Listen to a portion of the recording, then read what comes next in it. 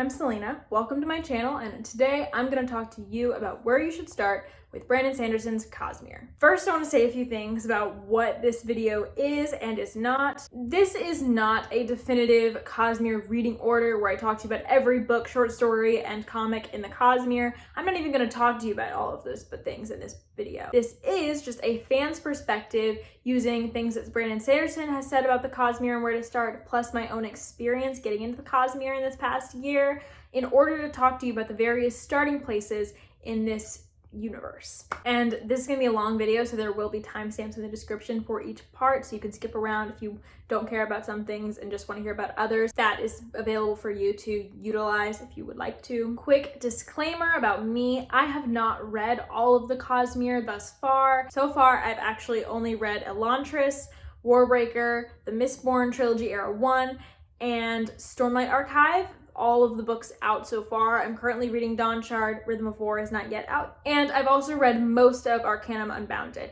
I have not read White Sand, I have not read Mistborn Era 2, and I have not read like one Era 2 short story in Arcanum Unbounded. But I also don't feel like I have to have read everything so far in order to just do this video, which is just gonna be talking about the stuff that I have read. So on the Cosmere, if you find yourself at this video kind of unaware, this is the interconnected fantasy universe that Brandon Sanderson writes the majority of, if not all, of his high epic fantasy adult novels in. The Cosmere is made up of many different planets without much contact with each other at the point that he's writing at the moment, and they all have developed very different magic systems. I read once, I think that Brandon Sanderson was talking about the Cosmere being born as an idea of what would a universe look like if all of the planets developed a slightly different magic system, or like distinct magic system. Sanderson himself says on his website that it doesn't really matter which Cosmere series you start with, and he gives a list of recommendations. So you could just check that list, but he also doesn't go into depth about the plots on that list, and so I'm here to give you a little bit more information to help you decide which is the right book for you. Sanderson himself says that he prefers to tailor his recommendations per person, and so I'm here to do a little bit of that work from a fan's perspective. Right now, there is no true crossover in the Cosmere universe. We don't have an Avengers Endgame yet, but at the end of this video, I will be telling you where the little cameos and connections between worlds are in the Cosmere books that are out so far, to my knowledge, of course. And so if you're not interested in that knowledge, it's gonna be at the end of the video, so you can just exit out before you hear any of that. With all that, let's now get into the meat of this video. I'm going to give you 4 different starting places and a little bit of information about each into the Cosmere. I'm going to be talking to you about Elantris, Mistborn Era 1, Warbreaker, and the Stormlight Archive. Sanderson himself also recommends The Emperor's Soul, which is a Hugo award-winning novella that he wrote, but I didn't love Emperor's Soul and didn't really love anything in Arcanum Unbounded, and so I'm not including that bind up at all in this video, even though there are maybe 1 or 2 places where you could start in that. And I'm also gonna not recommend you start with The Alloy of Law, which is the first book in Mistborn Era 2, that series. And the reason for that is because it spoils Mistborn Era 1, and I haven't read it yet, so I'm not gonna recommend it to you as a starting place from my perspective because I haven't read it, and also it spoils another series. I do know people who have started with Mistborn Era 2. It happens. Honestly, if you really want to start with Emperor's Soul, Mistborn Era 2, or White Sand, don't let me or anyone else stop you. This is just gonna be my guide. Getting into the Cosmere entries that I think you should start with, I'm gonna first tell you about the place that I started with the Cosmere and what I think is the best starting place just personally, and that is Mistborn Era 1, which is made up of Mistborn, or the Final Empire, depending on whether you're in the UK or the US, Well of Ascension, and Hero of Ages. Mistborn Era 1 is the oldest era we will get from the Mistborn series, or another way of saying that would be this is the youngest we will ever see Scadrial, because this happens farthest in the planet's past. It is the first in the chronological order of the eras. It takes place in I think it's like 18th century France inspired world. And then Era 2 is kind of like a steampunk Western sort of world that I think is maybe based off the 1920s. And then he does plan on having 2 more eras. Era 3, which I think is going to be a 21st century inspired modern day spy sort of thing. And then Era 4 will eventually be a space opera. In Mistborn Era 1, the world of Scadrial is basically controlled by the Lord Ruler, which is basically a Dark Lord figure who won against the Chosen One many years ago and is now currently ruling. People are enslaved.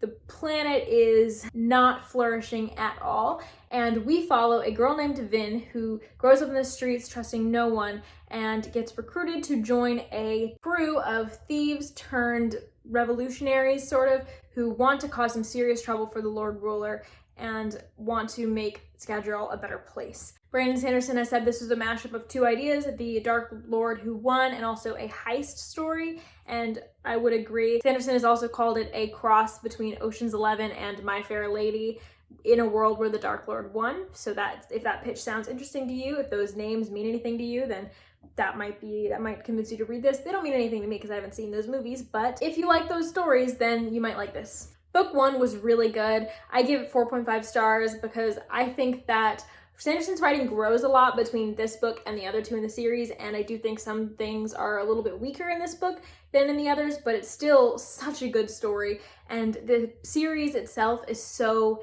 intricately plotted that by the time I finished it, I did raise this book to 5 stars because the way that Sanderson weaves together this plot and the way that it all gets so much bigger and comes together is so fun and good. The atmosphere and setting of this book is also really well defined. Ash falls from the sky.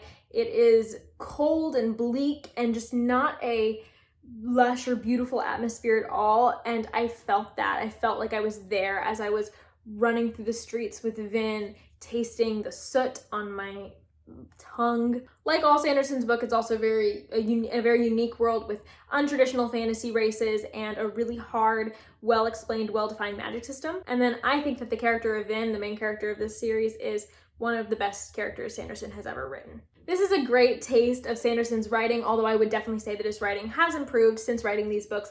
This was like the 14th or something book that Sanderson wrote before getting published, but it was only the second published. And since then, Sanderson has grown a lot in his writing. This is a series where the plot of book 1 is only the tip of the iceberg, and I cannot say more than that, but trust me, it is a really good book. And a really, really good series. If a series is sort of intimidating for you, Sanderson also does have 2 standalones, which I will talk about next. The first one I'm going to talk about is Elantris, currently a standalone, but Sanderson has said there will be more. This will eventually have 3 books in the series, but Elantris will still be functionally a standalone because the second 2 books will follow a different story with different characters. Elantris takes place on the planet of Sel in a kingdom called Kai. The kingdom of Kai kind of grew up around this older kingdom, which used to be the city of the gods. The city is called Elantris, and the gods that used to live within it are called Elantrians, but ever since like 10 years or something before the book has started, I'm not sure, the blessing that used to change a normal human into a god, into an Elantrian, has suddenly changed and is now changing humans into a different sort of Elantrian, a zombie-like, decrepit, decaying creature who cannot heal their body and can't escape a gnawing sense of like starvation, but also can't really die. They're just these really decrepit, sort of pathetic creatures. And Kai, the city around Elantris, has decided to deal with these Elantrians by shutting them up in Elantris and not letting them out and separating them from the rest of people. And so if you are taken by this curse, which is called the Sheod, then you are sent to Elantris and just have to live there. And we follow 3 characters, the first of which is the Prince of Kai, called Raoden, who is taken by the Sheod and is thrown into Elantris, but it's hushed up because he's the prince, so you follow Raoden's story as he is navigating Elantris. And then you also follow his betrothed, Serene, who has come from her country, another country in the world, to Kai to marry Raoden, but is told he is dead upon her arrival. And due to their marriage agreement, basically, if she is widowed, she has to stay there. And so she has to stay there and basically just run around politicking, trying to navigate the sort of cutthroat courts of Kai. And then we also follow a third perspective of a missionary priest who comes from a neighboring country who would like to extend a total religious and political control over the surrounding areas, including Kai. And so Hrathen, this priest, comes from that country to Kai to convert and try and convince Kai to come under the fold of his leader. This was Sanderson's first novel published, but his sixth written, and from Elantris to his newer books, he has grown a lot, and you can tell. This is a lot of people's least favorite Sanderson, or least favorite Cosmere, due to Sanderson's sort of younger writing style. He isn't as efficient with character development and his plot in the beginning. I do believe that Elantris, for me, was kind of slow, and I know that a lot of people felt the same way. However, a lot of people, including me, love Elantris, and all the years it's been out, some 15 years, Elantris has never been out of print. I really connected with Elantris. This is a very political-based story, and so if you are more interested in heisty type of action, I would definitely recommend the Mistborn trilogy more. But if you're interested in a more slow burn political story that does have a Sanderlanche or a explosive Sanderson style ending, then I think that Elantris could be for you. And it is also one of the most unique premises of any Sanderson book. It just has a very non-traditional fantasy setting and premise with the Elantrians and everything, and it does a lot of what Sanderson does in other books well, but maybe not quite as well as in his other books. I still loved Elantris. I gave it 4.5 stars. I enjoyed this book thoroughly, even though the beginning did take me a bit to get into it. Elantris is also not the only standalone we have from Sanderson. We also have Warbreaker, which is another standalone, but this time it takes place on a planet called Nalthis, a planet we know comparatively little about when looking at the rest of the planets that we have seen books take place on. I feel like we don't have that much information outside of the book on Nalthis, whereas we do have more information on Cell and Scadrial and things. Warbreaker is really hard to describe because there's a lot going on with this plot. We follow many different perspectives. Probably some of the main perspectives are the sisters, Ciri and Vivenna, who are sister princesses in a kingdom I cannot remember the name of. This country is basically has to pay like fealty or like is loyal to this other more powerful country, and it was agreed between the two countries that a daughter would be sent to marry this other more brutal country's god king, who is very fearsome. The princesses are scared of him, but they know one of them has to do it. The oldest sister is marked out for this job, Vivenna, but her father can't really let her go, and so he sends the daughter he likes less, Ciri. And so Ciri is completely unprepared to deal with the god king, but she is sent to marry him anyways, and Vivenna, her sister, is very upset about this development, and so she has to go after her sister, chase after her. And so we follow Ciri and Vivenna's separate adventures in the city that they go to, which I cannot remember for the life of me. Hallandren. Hallandren is the place where Ciri and Vivenna have to go to.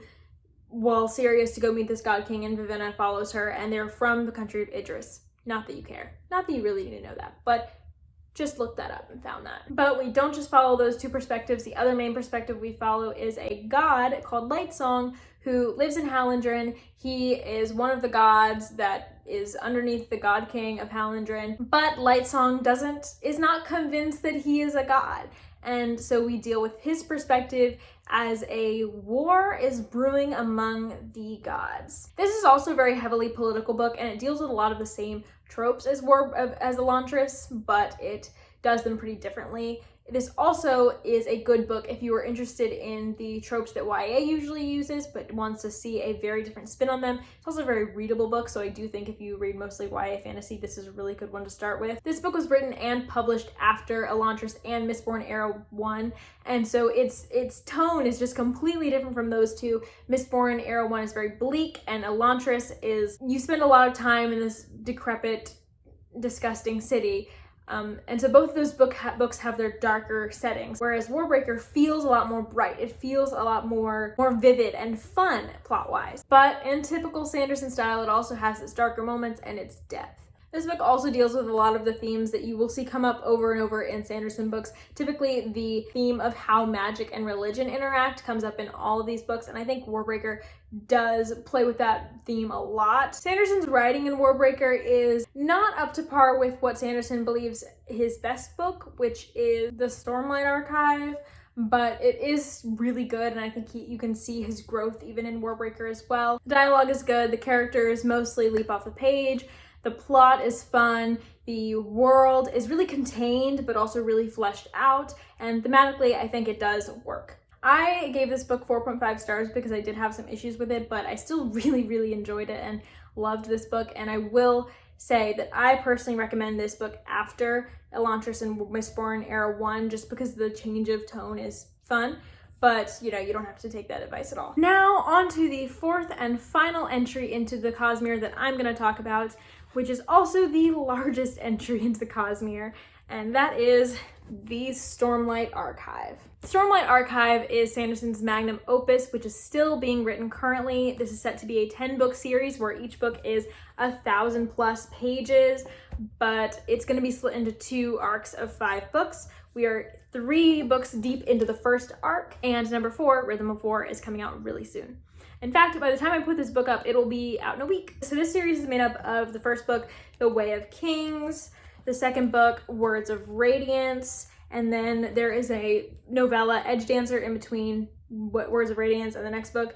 And then after Edge Dancer, we have Oathbringer. And then after Oathbringer, there is another novella that Sanderson has just released called Dawn Shard. I'm currently reading it. It takes place between Oathbringer and Rhythm of War. And then in a week, we will also have a 4th major entry into this series, Rhythm of War. So this series takes place on the planet of Roshar, which is a world of very precarious conditions. This world is racked by high storms, but the creatures and people have learned to adapt to those and survive them. And this book has an epic scale, but it does give you a very intricate look at a couple of characters. In this first book, we have 3 main characters, the first and the most prominent of which is Kaladin, who is enslaved as a punishment in one of the countries of Roshar, Alethkar's army. We also follow a general in the Alethi army, Dalinar, who is the brother of the king that has just been assassinated in the past couple of years. And Dalinar is one of the main generals in charge of fighting this war against the rival fantasy race, the Parshendi, who have ordered the execution of this king. And then we also follow a woman named Shallan, who is trying to become a ward of one of the most powerful scholars in the land in order to help her family, but not in the way you may be thinking. But none of that is really the overall plot of the series. The overall plot has to deal with, in this war between the Alethi and the Parshendi, there are omens coming that something more is at stake, that the world itself is at stake, and these 3 characters are going to be intricately tied into that. That's the best I can describe this book. It's really hard to describe because it's so character driven, and The Way of Kings is just barely a beginning. This is my favorite thing I've read from Sanderson so far, and it is what Sanderson considers his best book. I would have to agree. It is also his most epic and expansive. There is a lot of characters in this. There's a lot of interludes and intricate details. There is a giant world. We are going all over the continent of Roshar. If you are new to high epic fantasy and are somewhat